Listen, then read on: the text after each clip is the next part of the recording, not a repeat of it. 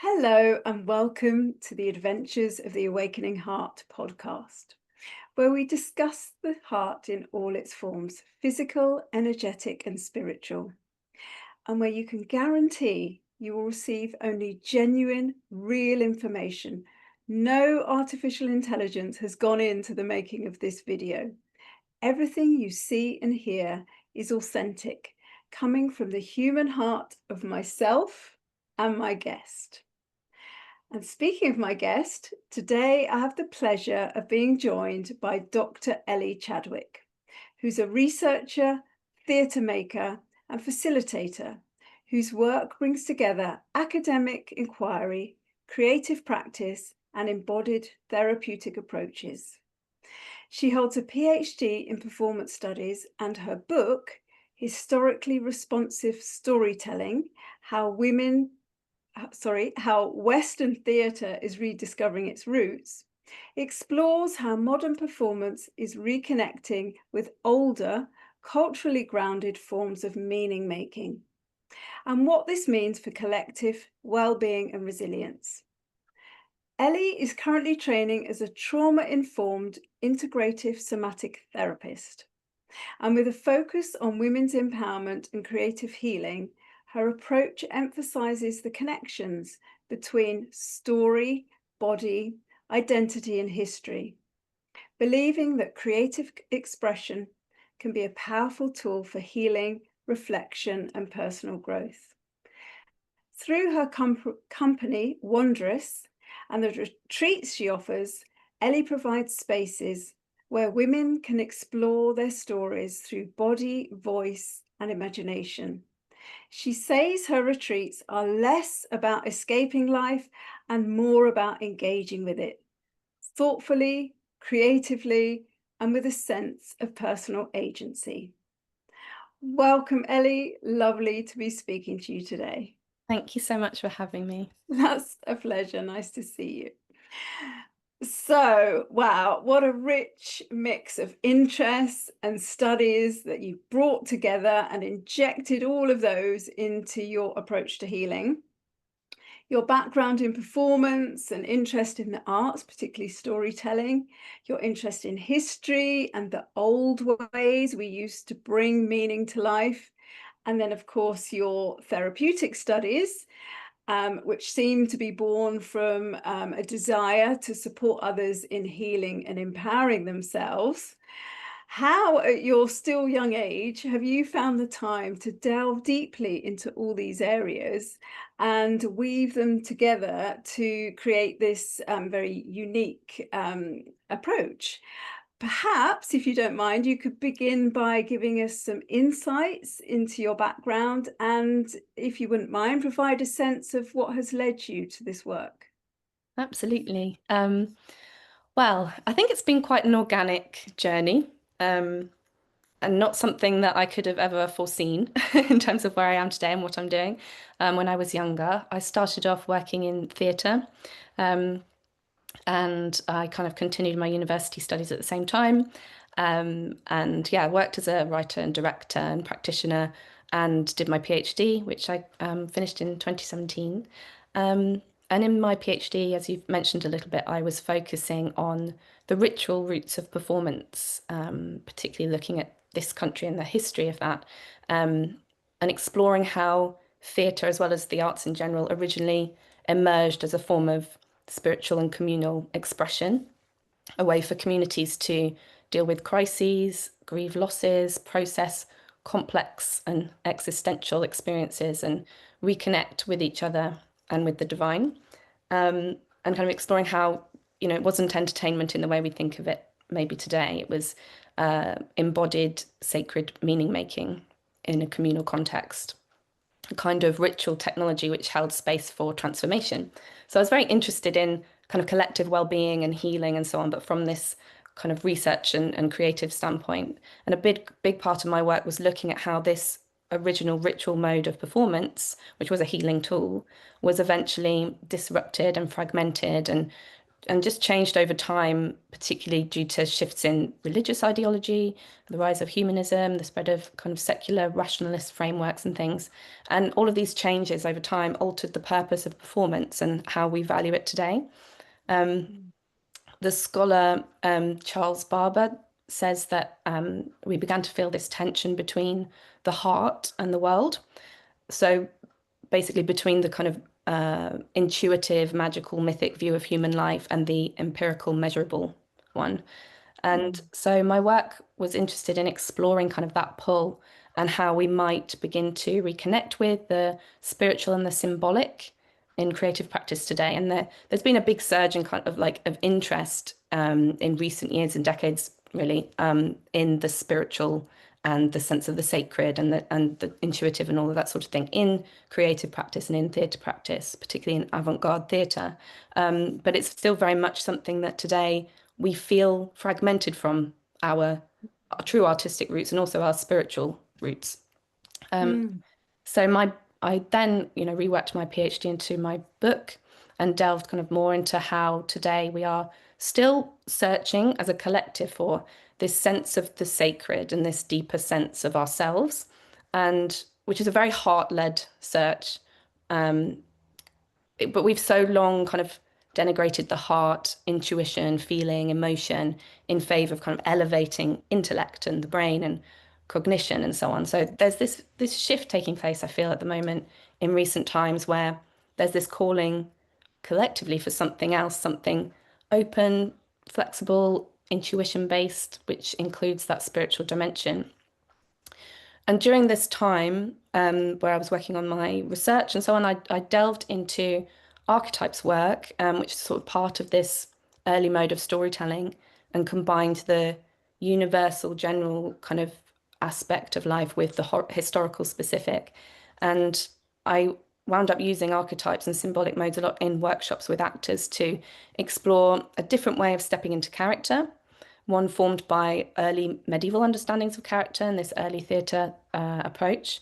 And while we typically, through our modern lens, tend to see symbolic modes as this like two-dimensional kind of simplistic way of communicating, it's not the case. And there's this growing trend in recent years, along with this search for kind of more, heart-led intuition, feeling-based, body-based approaches, looking at archetypal and physical approaches to character building in the acting world. So we're kind of moving full circle a little bit back towards these modes in order to help us understand the world around us.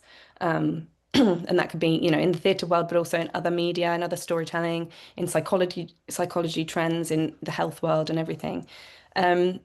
So it does very much tie in with thinking about the heart, in the sense that there's a lot of work recently looking at the connection between an actor's physical and emotional state and bringing it back to that sort of heart-centered focus as opposed to the cerebral intellect brain focus.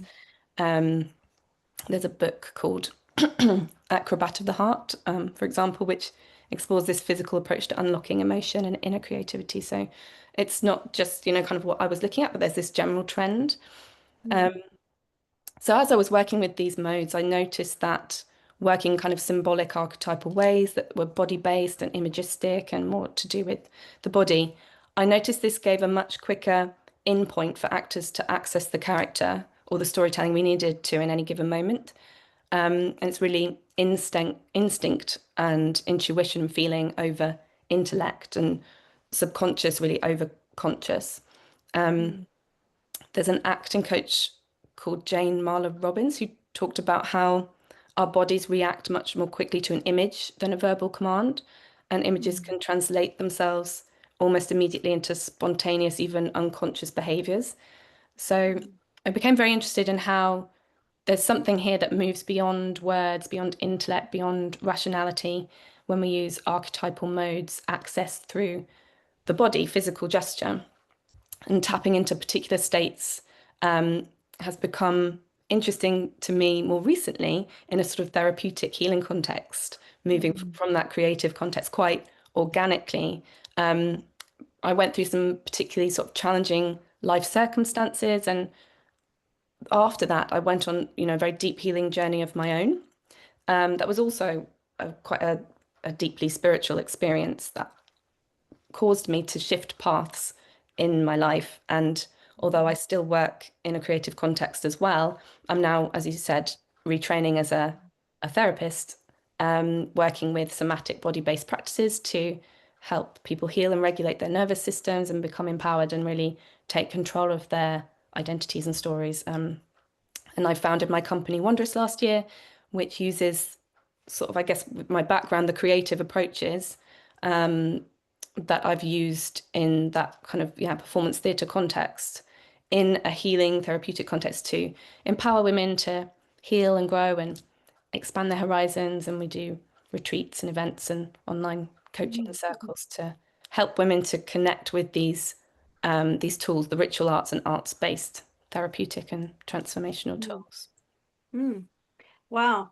I'm guessing that because it sounds like even quite early in your career as working in performance, you were already really drawn to this idea of actors sort of going deeper into the heart space to access, their creativity. And it sounds like you also from that time had a sense that the arts did have this sacred meaning. Were you always, as a young person, maybe even as a child, drawn to the sacred and the spiritual, or did that develop as you were working in your early career? Or was this something that had always been important for you?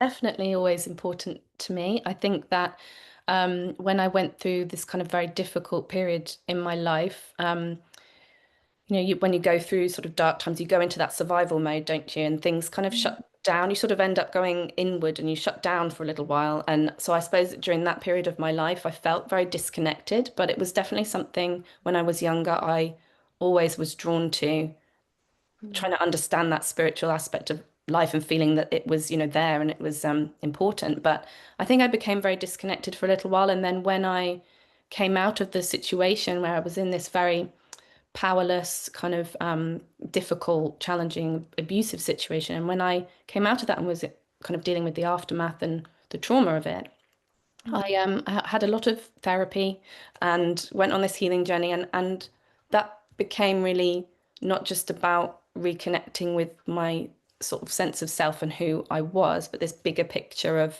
reconnecting with a sense of the spiritual and kind of my spiritual path and like the bigger meaning of life and who I am and what I'm doing with my life and everything else. And as I say, that has led me on this different track and this different path where I feel like I've always loved, all the creative stuff I do, but it's almost like that now has a new, deeper meaning and sense of purpose. And in terms of my sort of healing journey and how that influenced and sort of brought everything together for me, most of the therapy I had was EMDR, for those who know of it. And Is that the what's that? It's the I rapid eye movement. What does Yeah, it's eye does it move, stand eye for exactly? it's eye movement desensitization and That's right. reprocessing. So Yes, it's yeah. using eye movement. It's like a magical tool where you go through the traumatic memory. You don't actually have to talk through it or anything. You can revisit it, and feel the sensations in your body that produces. And you do this eye movement technique, and it does something in your brain where it helps you to process those memories and kind of rewire your brain very quickly. And it was amazing. And, it changed my life having EMDR. It really helped me to recover from what had happened and and process all of that trauma.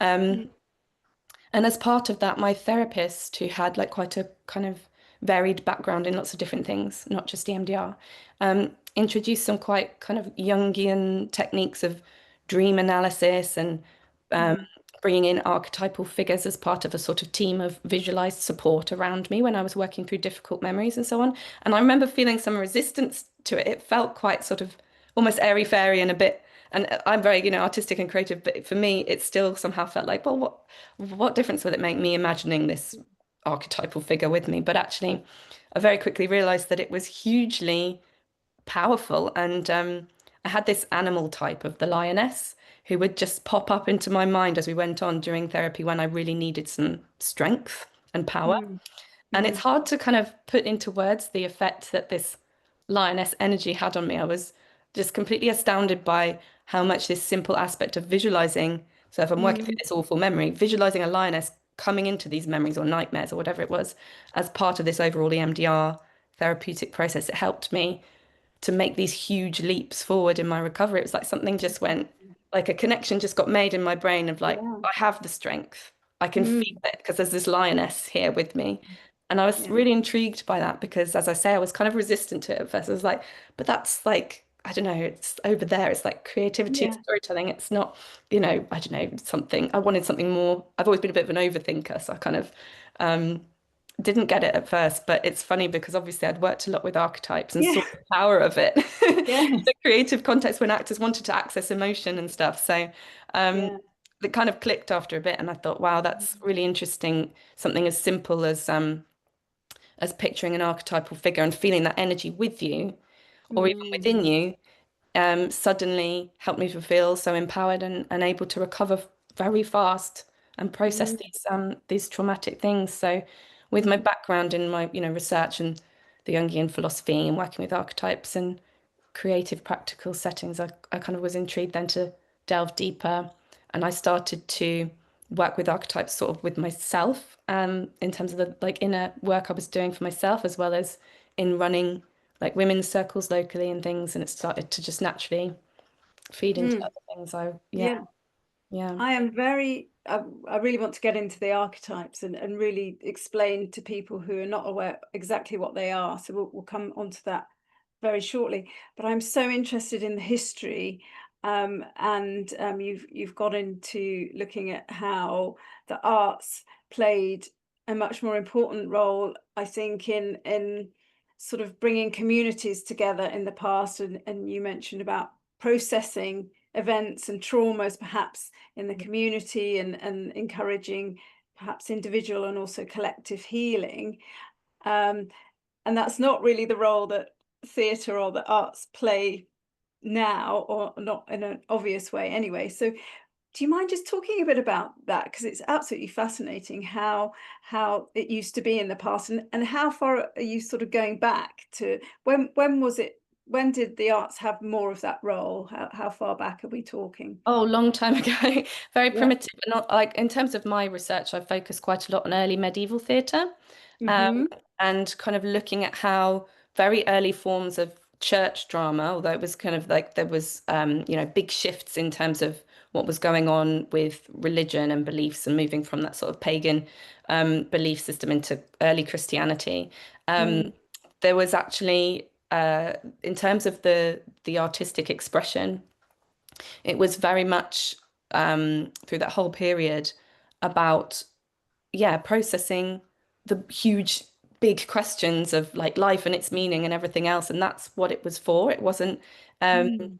it was entertaining as well, of course. It was, Yeah, there was a lot yeah. of fun involved and there was comedy involved and slapstick and all sorts of things as well as the sort of more reverent, more reverent things. But it was very communal. And the thing about it was participatory. It wasn't what we think of Mm, as kind of okay. theatre now, where you go into a dark room and you sit in an auditorium and they're over Yeah. there on the stage and you watch it like, you're just watching this show in front of you, like a picture Mm, removed from yourself. It was very mm, much, participatory. It was very somatic body based, there'd be singing, there'd be dancing, there'd be processing, moving around. And it was much more a collective effort to kind of share these stories together and share the experience together. It's often multi-sensory as well.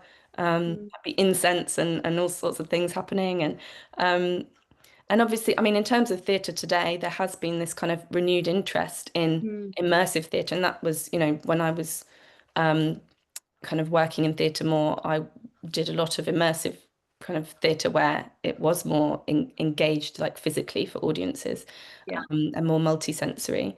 And there's a lot of research around the way that immersive theatre affects the brain and the body and heart rate and all sorts of things, and how people can have these quite transcendental type experiences in Mm. these settings because they're kind of put within the story and they're put within the setting of whatever emotional dramatic thing is happening, and they feel part of something, part of the whole. And that was really what this early theatre was about. It wasn't about just observing a story from the outside. It was about being a part of the whole, which is, Mm.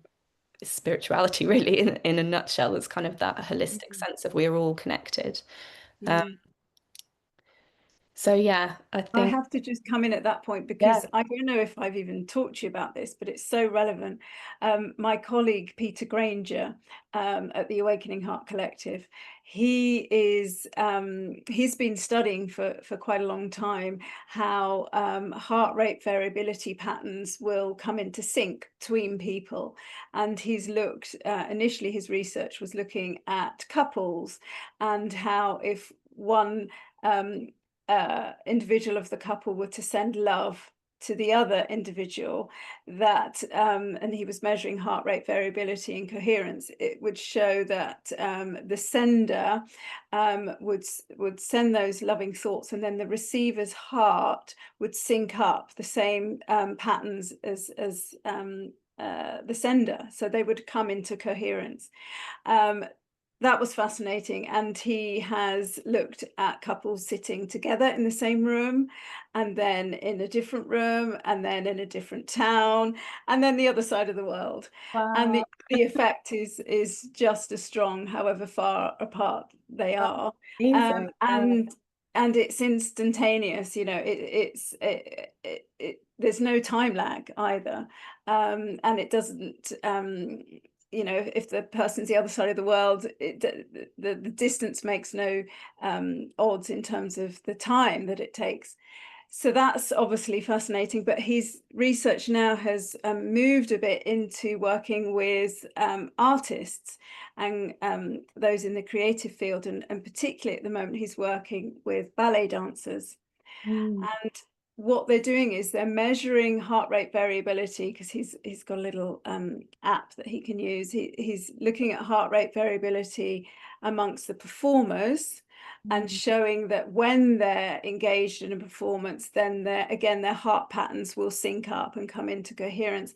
But they're also looking at audience members and finding the same thing. So there is this collective coming together on an energetic level, a syncing up of heart rates, and because our heart energy field is so powerful, that then syncs up the rest of our energy fields in the body. So that Yeah. really ties in very much It to what you're does, absolutely. Yeah, it's another saying. thing to show how incredibly healing and connecting the arts. Yeah, yeah.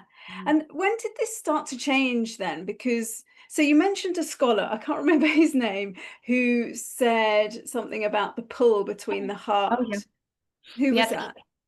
Barber, yes. He was talking about the Renaissance period and kind of Okay. Shakespearean theatre, and how, so when it got to kind of Shakespearean times, there was this shift towards professional theatre for the first time, Okay. really. And obviously Yeah. theatre buildings, as in, people would go to Yeah. theatre buildings to see theatre, as opposed to it being in like communal spaces all the time, like churches and inns and outside, and sometimes in private homes as well previously. But Right. um, yeah, it was quite a big shift in terms of, how theatre was presented. It was in professional buildings as well. Do And you know why, particularly at that time, it was changing?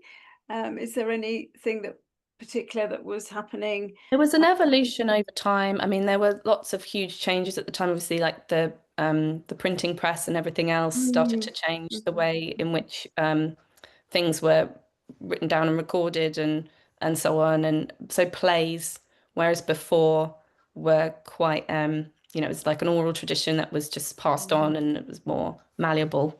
um, Things started to become a little bit more, not as much as now, obviously, but more kind of set, like plays were published and things like that. So there were yeah, lots of changes going on at the time. There was a lot more um, movement, like in terms of like social class and things, and the development of the merchant class as well. And yeah, all sorts of things going on, which impacted the way in which storytelling, yeah, mm, kind of direction of storytelling and the language as well. There was this explosion of of language and coins Yes. and new words and everything else. And obviously Shakespeare made full use of that at the time. Yes, yes, yeah. And was there anything particular on the religious front changing at that point that had an So influence? obviously, yeah, at that time there'd been so much turmoil in terms of like Catholicism and Protestantism and wars and everything else. And so there was this interesting tension again. There was a lot of tension between like different things at the time. So we kind of had, like Barbara talked about, the pull of the heart and the pull of the kind of the empirical side of things. Um, but also in terms of religion, there were the old views and the Catholic old views of like purgatory and all of this sort of thing, and the body, the centrality of like Christ's body and the kind of ritual magical aspects of transubstantiation and so on.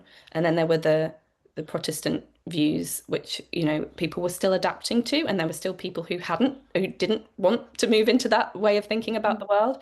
And so again, there was so much tension between the old and the new in so many ways during Shakespeare's time. And I use Shakespeare as a, huge example of what I'm talking about in the PhD and the book, because he was somebody who did kind of use a historically responsive method of making work, making theatre, because he was very much influenced by the medieval pre-Shakespearean theatre and way of thinking and that world and that magical world. But he was also very much, um, of his time as well at the same time. So Mm. it's that thing where, he kind of amalgamated in a very flexible way. Like some of his plays are so medieval in feel and so kind of like that style of storytelling. Um, Yeah. and others, we think of Hamlet as like so having so much psychological depth and everything else, but there's so much in there as well from like the old world and the old way of thinking at the same time. So it's Right. this real Yeah. clash of Yeah. ideologies, which made this incredible period of so much creativity, uh, Mm, which we mm, obviously look mm, back on as like a golden age of theatre. mm. It's interesting that someone so, revered in the arts as Shakespeare was sort of standing over that threshold, really, one foot in either world, isn't it?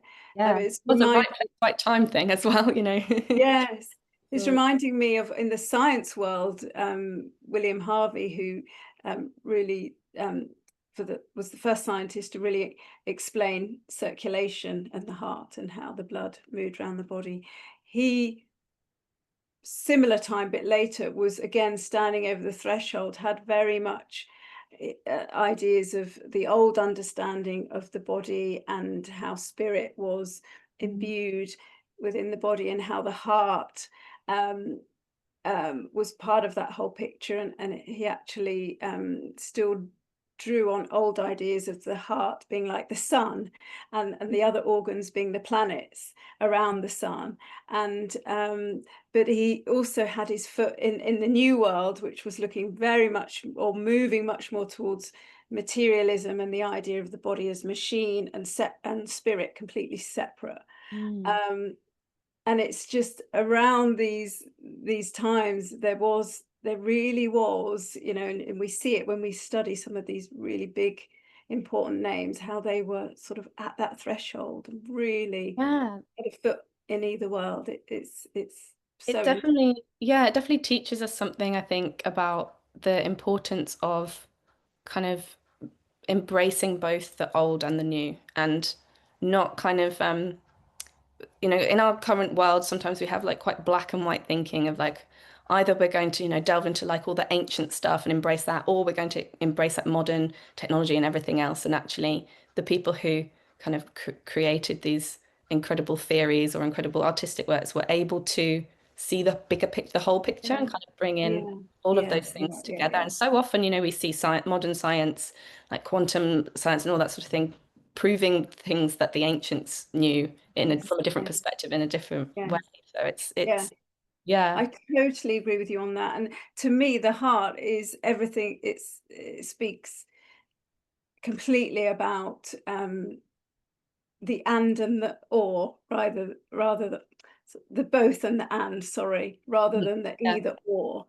yes, It's like it's the center of us and it's the center of of everything really, and it has a perspective on both sides. And I think the way our modern world is at the moment, and like you say, we've become very brain centric and very left brain centric, particularly. Sometimes we look back at those ancient times when perhaps we were more right brain focused, and we think, oh, we need to abandon all of, you know, the modern technologies and this logical left brain and go back to those old days. But I feel it's more about us moving into a time when we can embrace both, and we can see them both as equally important. And I think the heart really speaks to that. It's bringing together the brain and the body, and they meet together in the heart. So I think that's really the future, is we're seeing the benefits and the power of both.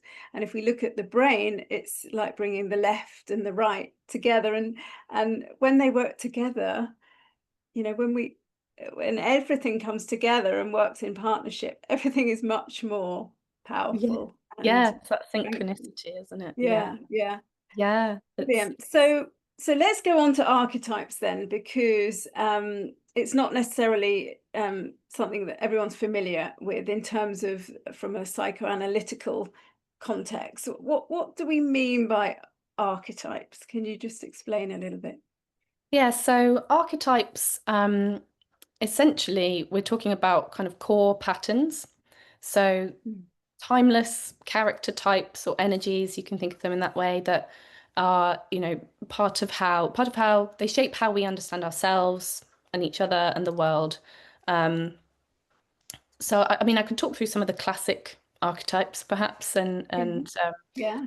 so there are like some very universal non-gendered ones, like the hero, the trickster, the ruler, the sage, the explorer, the rebel, the lover. So, you know, we kind of hear these types, and most of us can sort of instinctively feel into what they represent, even without sort of a definition. So, Mm. the beauty of archetypes is that they speak to something very instinctive and deep, and we recognize them very quickly, but they can also contain many layers of meaning that unfold the more we work with them. Obviously, for me, I've been recently particularly focused on exploring and unpicking feminine archetypes in the work I've been doing with kind of women and empowerment, and how those archetypes shape the stories that women tell or are told about themselves. So, Mm. some examples there might be the traditional trio of the maiden, the mother, and the crone, which obviously each represent different life phases and energies, but have been, you know, in many ways oversimplified. For example, the crone holds immense wisdom and power, yet she's often culturally kind of erased or seen as less than, in terms of, like, you know, we're very anti-aging in our culture. We're very sort of scared of aging, and we don't value our elders really, typically in our culture. We've got the mother, who is often kind of as an archetype flattened into a caregiver, where she also holds like fierce protection and like generative energy and so on, creative energy. We also have the shadow types, so roles that have kind of historically been used to control women or shame women. So we've got like the whore, the witch, the spinster, the hysteric or mad woman, the damsel in distress, a kind of victim role. Mm. So they're not, although we can think of them, you know, we can think of storytelling and how these are characters in stories, and, you know, that's how we construct stories, is with archetypes, essentially, if you strip it right down. But they're also kind Mm. of scripts in our lives that we internalize. Um, so yeah, essentially, you know, we aren't supposed to fit into any single one of the archetypes, or even a handful of archetypes. They're not boxes to restrict ourselves within, though they can feel like that if we're not Mm. if we've kind of just internalized them on a subconscious level. But they are mirrors and maps, and help us to reflect on the roles we've unconsciously adopted. They give us tools to consciously reshape or expand our identity. So rather than sort of asking, if you're working with archetypes, what archetype am I? You might ask, which archetypes have I been living with by default? Which have I been taught to fear or reject? And which ones might be helpful to kind of reclaim or integrate now in my life in the situation I'm currently in. And the more we identify and engage with and work with archetypes as fluid energies rather than rigid identities, the more freedom then we gain to kind of reauthor our stories and Mm, find depth and complexity and choice as well. mm. And so these archetypes, um, going back again into deep history, in ancient times, did people talk about these particular archetypes, or was it just sort of um, just Innate. sort of innate? Yes. I mean, I Yeah. know Carl Jung's done a lot of work, did a lot of work in identifying and sort of clarifying around the different archetypes. But if you go right back, were people referring to them back in the past, or again, was it just more that it was known what different archetypes there were and when they might appear and Yeah, there wasn't sort of the concept of an archetype as such in the sense that we sort of analyze archetypes, but they were, yeah, as you say, they were essentially it was an innate way of Mm. communicating on the symbolic level. So, Did in they come general, into stories and did they come into the yeah, arts in yeah, the and storytelling on sort of every scale, really. mm, mm, If we look at, obviously the theatre I was looking at, the medieval theatre, was very much influenced by the church and by mm, religious iconography and so on. And because it was that religious sort of iconographical mode, it was all about associative linking. So there were so many layers of meaning within kind of communicating these spiritual ideas mm, and ideologies that there was it was much more like a kind of multi-layered sort of tissue of metaphor, the way that mm, people understood these things and told these stories. And it was just it was a different way of communicating, really. And I suppose the symbolic allowed there to be within, a seemingly simple story, allowed there mm. to be so many associative links that we just today don't necessarily see. We wouldn't necessarily see Mm. unless we were very well versed in like theology and the Bible and everything else. We Yeah, didn't yeah, understand all of the nuances of yeah, a medieval morality play or whatever, because there's so much going on that went beyond right. words into like the imagery and the costume and the Mm, prop they were holding. Like there's a mm, play called mm, Mankind, a morality play, and like his spade is a really strong symbol of like who he is and what he represents, and it means so many different things. And at some point he mm, discards it, and it means that he's essentially left behind his moral life and gone into right. this sort of period of temptation and Yes. risk and everything else. But the spade itself, yes, he's a farmer, but it Mm, means so much more than that iconographically. mm, So there mm, was always this interplay of like, yeah, symbol and associative linking and kind of layers of metaphor going on. So it was much more natural to communicate in that way back then. And obviously, a lot of people couldn't read, so they would go to church and there'd be all these amazing paintings, and those paintings would tell the story imagistically. And they were more used to seeing those modes. And mm, storytelling for us a lot of the time is quite linear. I mean, there are lots of mm. artists and films and so on that break down Yeah, linear yeah, storytelling, but we do tend to think in quite a linear fashion, whereas they didn't, because they yeah. did see time as, past, present, and future was all Mm, simultaneous. mm, Prophecy was not necessarily about kind of predicting the future. It was like it mm, could be seen the other direction as like a reflection of something that has already happened, but mm, we haven't mm, experienced it yet. So there was this very non-linear way of thinking, and it kind of all mm. fits together with archetypes and symbol, really. Well, many people couldn't read. Most people couldn't read. Exactly, yeah. And so image was a lot more important then because that Yeah. was more the way that people picked up information or learnt things. And so it was engaging, their right brain much more than the left. Um, and as you say, not such a linear way of thinking about time as well. Um, so are we finding, is it true that now that sort of metaphor and symbolism is coming more into the arts these days? Are plays becoming more Definitely, sort of yeah. meaningful in that way? Yeah. I don't think that it's sort of ever it's not that it ever fully disappeared and went away. Mm. It's just that there's, Yeah. obviously been this over a long period of time, this movement, like we've Mm. talked about, into the kind of more intellectual, cerebral, all of that sort of thing, and the linear. Mm. Um, and but I do believe, we have kind of started to come full circle. As I said, like avant-garde theatre, there's a lot that practitioners who were very influenced by Eastern modes of, theatre and Okay. performance, and some quite appropriative stuff that went on, but that kind Yeah. of seeking of like a sense of the sacred and something that's multisensory and communal and connected and all that sort of thing. And a lot of exploration that went on Mm. in early avant-garde theatre, trying to bring in the symbolic and the sacred, and that's kind Mm. of gone on to influence things in terms of, immersive theatre and experimental theatre today. We also see it in film as well, and things are, Yes. reflected in the Yeah. way people are telling stories and doing Yeah. things that are, seem a bit different, but actually it's this ancient way of Yes. communicating that's just kind of resurfacing again. It's quite, Yeah. it's a Yeah. very natural um, mode in terms of it taps into the subconscious and it taps into a really deep Mm. kind of Mm. level. Um, Yeah. Yeah.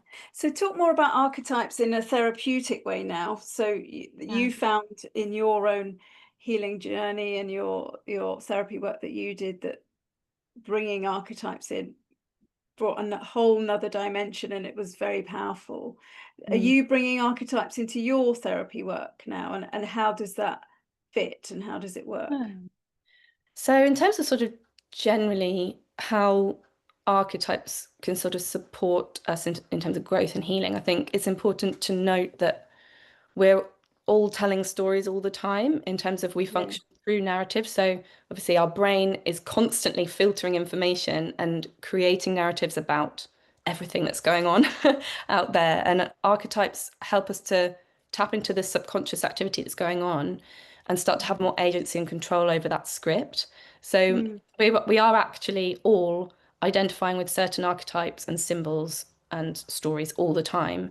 The question Mm. is whether we're consciously choosing the types or whether we've kind Mhm. of been handed types that we're unconsciously and possibly very unhelpfully playing out in our lives, Mm. and the Mm. patterns of behavior and the way we perceive everything. And obviously, we've Mm. mentioned Carl Jung, and he's typically seen as the father of archetypes theory, as he, developed and popularized it. And he said, until we make the unconscious conscious, it rules our lives and we call it fate. So it's really about being able to do that inner shadow work, or work with the subconscious, or however you want to term it, in order to fully know ourselves and be able to have that agency over our own identity in our lives. Um, so yeah, working with archetypes helps us to tap into that subconscious activity, start to have more agency and control over the script. Um, and I think it gives us a language and a mirror for who we are, what we've been, Mm. what we Mm. could be. Um, it's also, it is, heart work. It's very heart centric, because at the center of every archetype, there's, some sort of core emotional truth. So, Mm. like the lover, for example, wants connection. The warrior wants justice. The mystic wants meaning.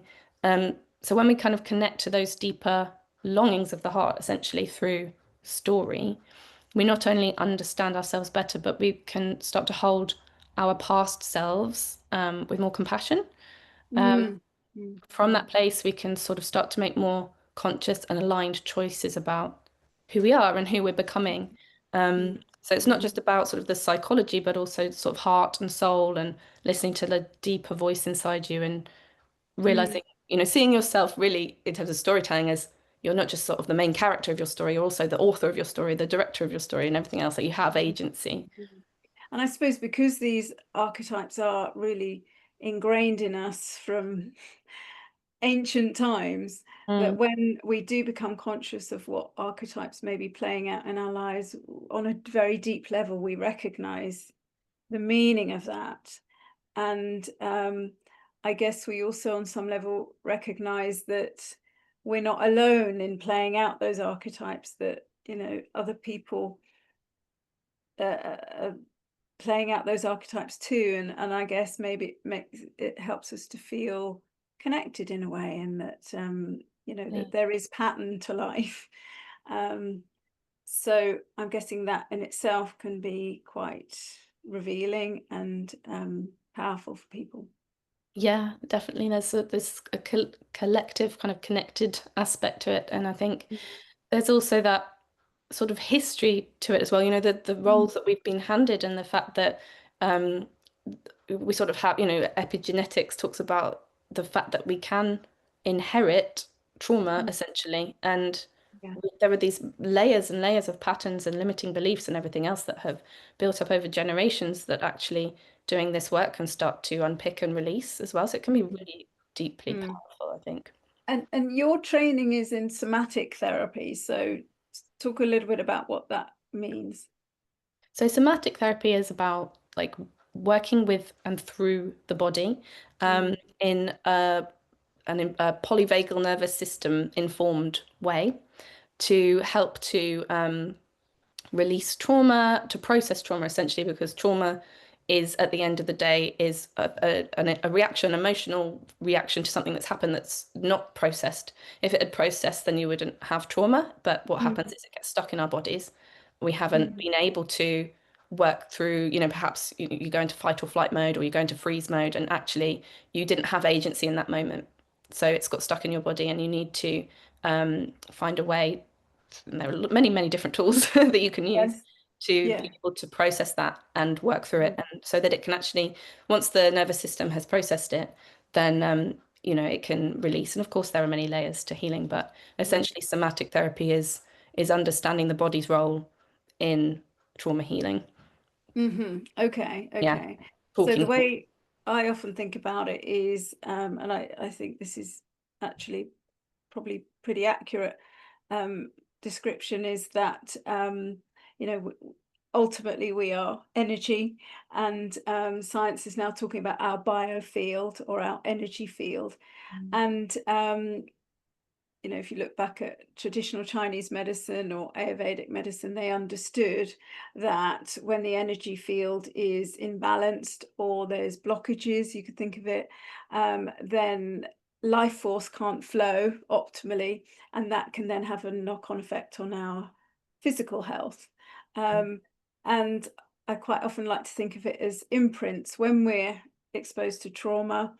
Um, if we don't process it, like you're saying, in that moment, then it has it leaves it leaves an imprint on our energy system until we go back and process it.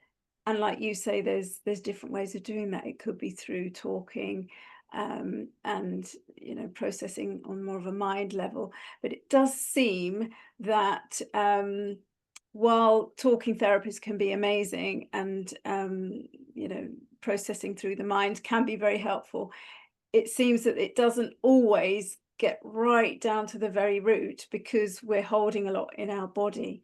And I Yeah. think perhaps you would agree that the somatic therapies, when we're bringing the body into the whole picture, we can perhaps get a little deeper into that trauma, and perhaps it can release a little bit more easily. Definitely. And I think, you know, somatic therapy, although, you know, it's sort of body based, it isn't about choosing the body over the mind. Mm. It's about integrating that, you know, the body based stuff back into the Yeah. work. So there, you know, is talking involved still and everything. But Mm. whereas, you know, typically in general, not just, you know, therapeutically, we've for a very long time, our Western culture and society has tended to separate mind from body as if it's like this whole, you know, thing on its own, and we can kind of Yes. target, you know, mental stuff on its own without any reference to how it impacts us physically. And it's really about, you know, realizing we are this, you know, whole being that is connected. And as you say, you know, in terms of ancient medicine and energy work and so on, I mean, there's research now that shows that our fascia maps, you know, the meridians and so on, isn't there? So it's it's all one and the same thing. It's just that, you know, we typically have tried to, I guess, separate these things out and put them in boxes. So Yeah. with, Yeah. yeah, the somatic approach, it's not about saying body over mind. It's about Mm. bringing Mm. them Mm. back Mm. to, yeah, dialogue with each other. And I have to come back to the heart again at that point, because just what I was saying earlier, I feel that it's the heart that can really bring us back and marry those two things, the body, which, Bridge, yeah. yeah, the body, which some people would regard as the feminine, whereas the mind and the brain, some would regard as the masculine, and you bring those two together and you get that oneness in your in the heart. And like you say, it's not about the body above the mind or the other way around, but they have been separated. And now we have this opportunity to see, you know, when we bring them together, what power we can have in, whether it's healing or creating new things or understanding life or whatever it is. When we've got the bigger perspective from the center of it all, Yeah. then everything is much more powerful. Yeah. It's funny to think So, of earlier ways of understanding the human body, um, and how the heart was exactly that, wasn't it? It was like the center of compassion, and it was that sort of mm, bridge between the sort of base energies as they were seen, and the kind of yeah, like the instinct and gut yes, feeling and all of that stuff, and then the yeah, mind and the this kind of more cerebral, and the heart kind of brought the two together. So yeah, it's yeah, an ancient thing, absolutely. but it's yeah. Yeah, and it's lovely to see that in all areas, whether it's the arts or in science or in healing or in any area, it seems we are moving back to understanding that both extremes, whatever Mm. spectrum you're looking at, are important. And if you bring them together, that's where you really tap into that power. And that's where we connect with our oneness as well. Um, so I want to know a bit more about your company and your offerings. So I know you offer a lot of retreats all over the world. Sounds like, you know, some really exotic, exciting places. Do you want to talk a little bit about the retreats, and then we'll come on to some other things that you are working on?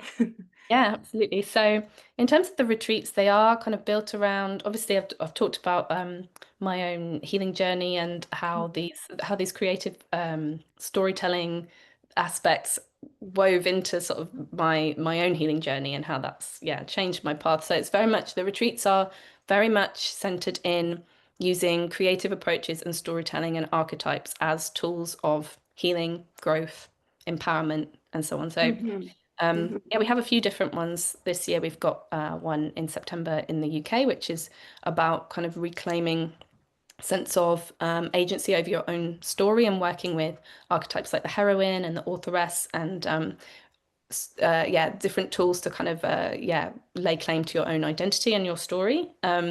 We've got another one in Italy in October this year, which is centered around the archetype of the female mystic, and kind of all the history of the mystics and the saints in Umbria in Italy, which is like incredibly interesting. All these women who in their lives, and the kind of challenges they faced and the experiences they had, mystical experiences and so on, and looking at those stories as sources of inspiration and empowerment.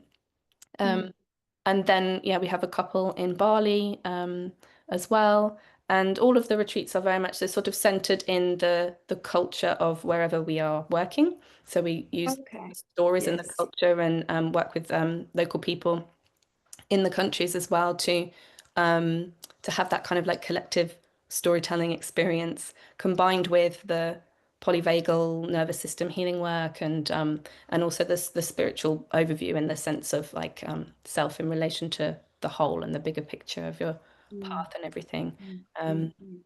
and then so we do these in-person retreats, and then as part of if someone comes on retreat with us, we also, as part of the package, let's say, we give support after the retreat for several months, because the work is really incredibly in depth and incredibly transformative, has the Mm, power to be.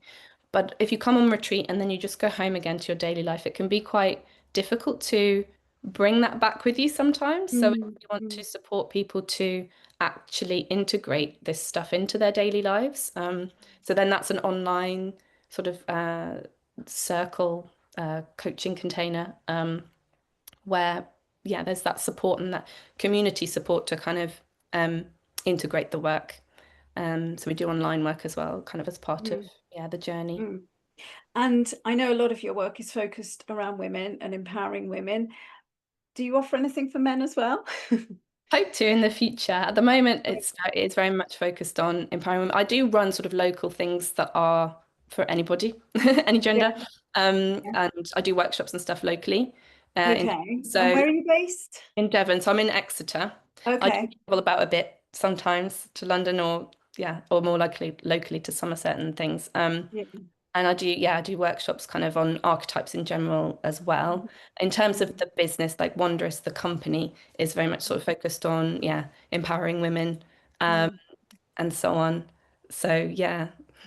Okay. So now tell us about a project I know you're working on at the moment, which is your oracle cards. Do you want to talk Yeah, about so those? yeah. So the reason that this all came about was really because I wanted to try and create a tool that we could use in our workshops, but also that people could have themselves take home, Mm. and buy, and whether they've come to a workshop of mine or a retreat of Wondresses or anything, it's accessible, and it's kind of helping people to tap into archetypes. So the deck we're making at the moment is feminine archetypes. I do hope to make a masculine one in the future. But at the moment, yeah, it's feminine archetypes. And it is, as you say, an oracle deck and can be used just as an oracle deck, as anyone would use one.